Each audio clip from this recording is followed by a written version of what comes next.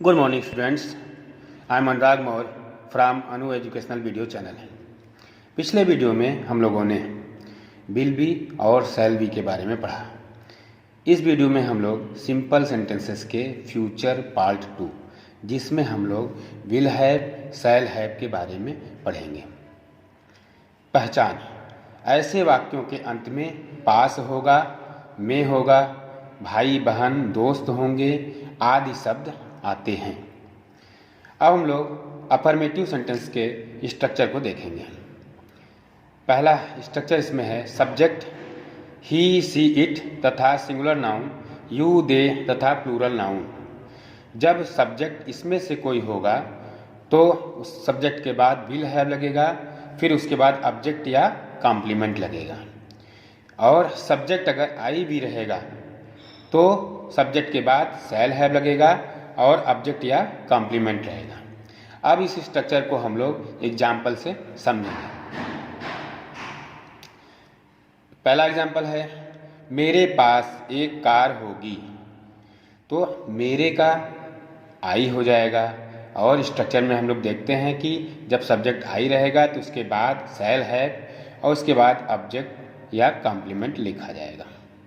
तो यहाँ हो जाएगा आई शैल हैव अ कार।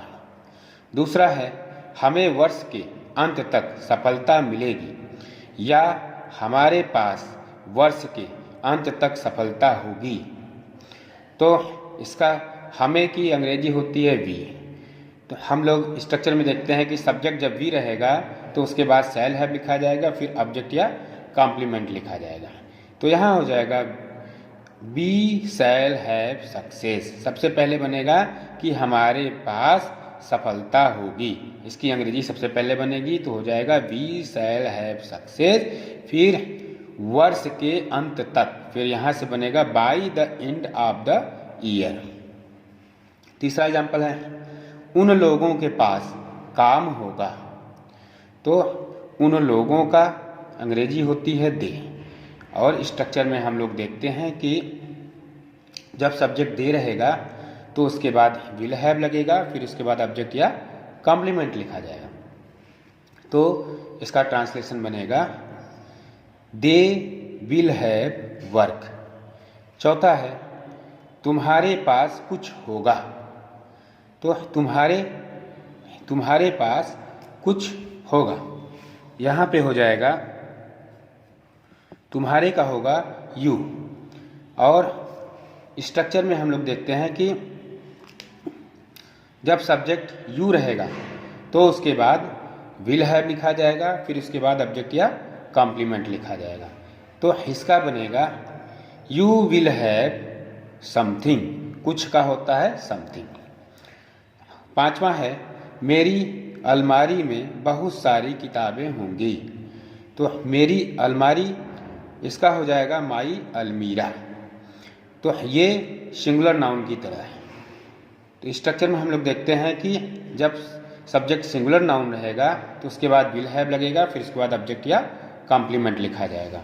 तो इसका बनेगा माई अलमीरा will have plenty of books.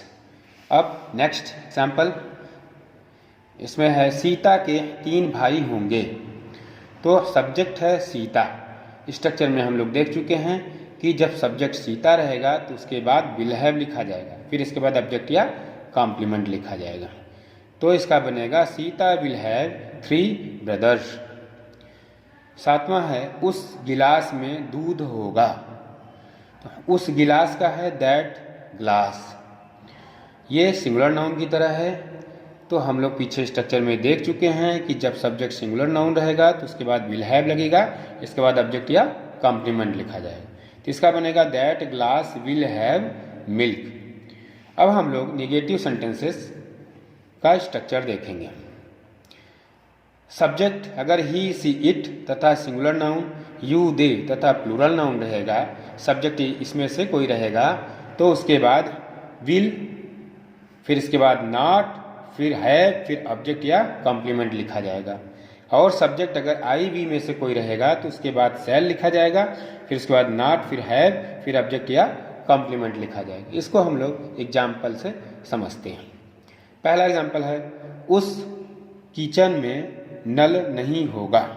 तो दैट किचन, तो ये सिंगुलर नाउन की तरह है।